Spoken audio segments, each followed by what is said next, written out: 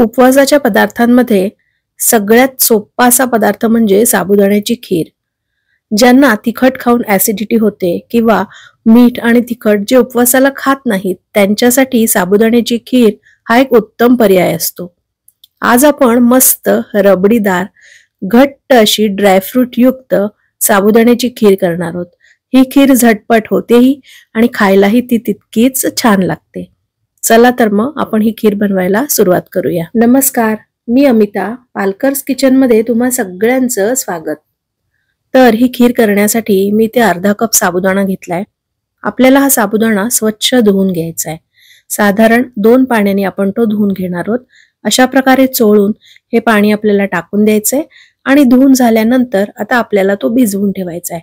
साधारण 5 ते 6 तास हा साबुदाणा मी भिजवून ठेवणार आहे. आणि हा साबुदाणा भिजवताना साधारण असं अर्धा पेर पाणी वरती राहील इतकं पाणी आपण त्यात ठेवायचंय, म्हणजे साबुदाणा छान भिजतो. आता 5 तासांनंतर अशा प्रकारे हा साबुदाणा भिजून झालेला आहे आणि आता मी तुम्हाला दाखवते तो कशा प्रकारे भिजलाय. हे बघा, साबुदाण्याचा प्रत्येक दाणा हा हाताने असा दाबल्यावर पूर्णपणे चुरला जातोय.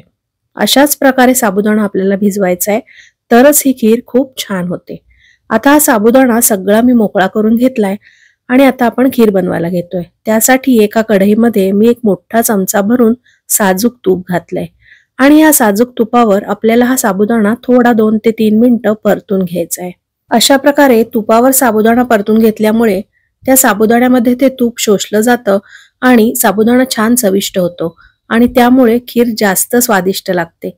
म्हणून अशा प्रकारे तुपावर तुम्ही साबुदाणा नक्की परतून घ्या.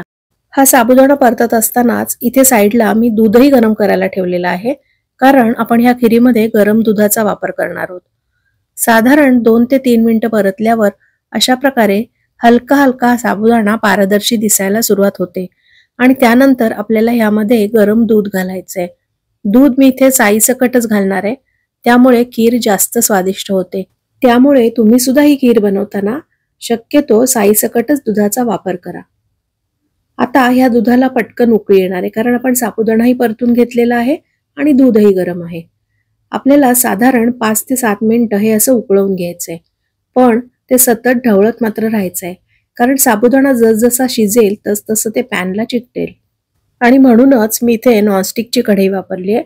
पण तुम्ही दुसरी कुठलीही कढई वापरलीत किंवा दुसरं कुठलंही पातेलं वापरलं तरी ते जाड बुडाचं असावं ह्याची काळजी मात्र नक्की घ्या, कारण साबुदाणा जसजसा शिजतो तसतसा तो हमखास पॅनला चिकटतो. आता ह्याला उकळी यायला सुरुवात झालेली आहे आणि साबुदाणा शिजायलाही सुरुवात झालेली आहे. साबुदाणा शिजताना तो पूर्णपणे ट्रान्सपरंट होतो. आता साबुदाणा शिजल्यानंतर मी इथे साखर घातलीये. साबुदाणा मी अर्धा कप घेतला होता, म्हणून साखरही मी अर्धा कपच घेतलीये. तुम्ही कमी साखर यामध्ये घालू नका, कारण जसजसं साबुदाणा शिजतो तसतसं तो घट्ट होतो आणि आपल्याला आणखीन दूध त्यामध्ये घालावं लागतं आणि जसजसं आपण दुधाचं प्रमाण वाढवतो तसतसं ती खीर आगोड लागायला सुरुवात होते. म्हणून जेवढा साबुदाणा आहे तेवढी साखर तुम्ही नक्की घाला. आता मी दुसऱ्या गॅसवर एक छोटासा पॅन तापत ठेवलाय आणि त्यामध्ये एक चमचा भरून तूप मी त्यामध्ये घालणार आहे. या तुपावर आपल्याला हे ड्रायफ्रुट्स परतून घ्यायचे. मी इथे काजू आणि बदाम वापरतेय, पण तुम्ही तुमच्या आवडीचे कुठलेही ड्रायफ्रुट्स यामध्ये वापरू शकता. तुपावर अशा प्रकारे परतल्यामुळे ते छान क्रिस्पी होतात आणि त्याची चवही छान लागते. पूर्वीच्या काळी पारंपरिक पद्धतीने जी साबुदाण्याची खीर केली जायची त्यामध्ये ड्रायफ्रुट्सचा वापर सहसा केला जायचा नाही. हल्लीच्या काळी जसे आपण ज्यात त्यात ड्रायफ्रुट्स घालतो तशी पद्धत मात्र पूर्वीच्या काळी नव्हती.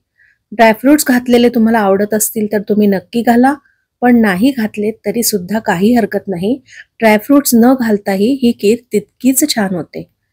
आता अशा प्रकारे 1 मिनिटभर परतल्यानंतर तुम्ही बघू शकताय की काजू आणि बदामाचा रंग बदललेला आहे आणि असे छान ते गोल्डन झालेले आहेत.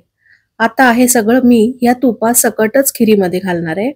आपण साबुदाणा सुद्धा तुपावर परतला होता आणि हे ड्रायफ्रुट्स परतलेलं तूपही त्याच्यात पडलंय, त्यामुळे या खिरीला मस्त असा साजूक तुपाचा स्वाद येतो. आता हे आपल्याला छानपैकी ढवळून घ्यायचंय. आपण ही खीर करायला सुरुवात केल्यापासून साधारण 7 ते 8 मिनिटातच हा साबुदाणा पूर्णपणे शिजलेला आहे आणि हे घट्टही झालेलं आहे. त्यामुळे आता उरलेलं दूध सुद्धा मी त्यामध्ये घालणार आहे. अर्धी वाटी साबुदाण्याला साधारण आपल्याला अर्धा लिटर दुधाची आवश्यकता लागणार आहे.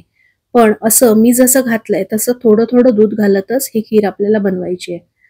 आता मी यामध्ये घालणार आहे हे दुधात भिजवलेलं केशर. केशरामुळे त्याला रंगही छान येईल आणि त्याचा स्वादही छान लागेल. मी मगाशी ड्रायफ्रुट्सचं सांगितलं त्यानुसारच केशर सुद्धा ऑप्शनल आहे. तुम्ही नाही घातलं तरी सुद्धा चालू शकतं. आता हे घातलेलं केशरही आपण छानपैकी ढवळून घ्यायचंय आणि आपण जसजसं ढवळतोय तसतसं हा केशराचा सुंदर रंग खिरीमध्ये उतरायला सुरुवात झालेली आहे. ही खीर बनवायला आपल्याला 10 ते 12 मिनिटांपेक्षा जास्त वेळ लागत नाही, कारण साबुदाणा हा पटकन शिजतो आणि आपण ह्यामध्ये गरम दुधाचा वापर केलाय. त्यामुळे या खिरीला उकळी लवकर आली आणि खीरही लवकर तयार झाली. आता सगळ्यात शेवटी आपण ह्यामध्ये वेलची पावडर घालतोय. साधारण अर्धा चमचा वेलची पावडर मी ह्यामध्ये घातलेली आहे. कुठल्याही पदार्थात वेलची पावडर ही नेहमी शेवटीच घालावी, त्यामुळे त्याचा सुवास हा टिकून राहतो. आणि वेलची पावडर घालून झाल्यानंतर अशी ही मस्त घट्ट रबडीदार ड्रायफ्रूट युक्त आणि स्वादिष्ट अशी साबुदाण्याची खीर खाण्यासाठी तयार आहे. ज्यांना गोड खायला आवडतं त्यांच्यासाठी उपवासाच्या दिवशी तर ही पर्वणीच आहे. ही खीर जेवढी गरमागरम खायला छान लागते तेवढीच ती थंड करून खायलाही खूप छान लागते. तुम्हाला गरम खायला आवडत असेल तर तुम्ही अशी गरमागरम खीर झाल्या झाल्याही खाऊ शकता. पण जर तुम्हाला थंड खायला आवडणार असेल तर साधारण 1.5 ते 2 तास ही खीर तुम्ही फ्रीजमध्ये ठेवा, म्हणजे ती मस्त थंड होईल आणि नंतर तुम्ही याचा आस्वाद घेऊ शकता. हो, पण फ्रीजमध्ये ठेवल्यावर ती थोडीशी घट्ट मात्र नक्की होईल. त्यामुळे तुम्ही थोडीशी ती पातळ असतानाच फ्रीजमध्ये ठेवा. आणि अशा प्रकारे जर तुम्ही साबुदाण्याची खीर कधी बनवली नसेल तर एकदा तरी नक्की बनवून बघा. आणि हो, बनवल्यावर कशी झाली होती हे मला कमेंट करून सांगायला मात्र विसरू नका. आपण पुन्हा एकदा भेटूया अशाच एका मस्त व्हिडिओमध्ये. तोपर्यंत बाय.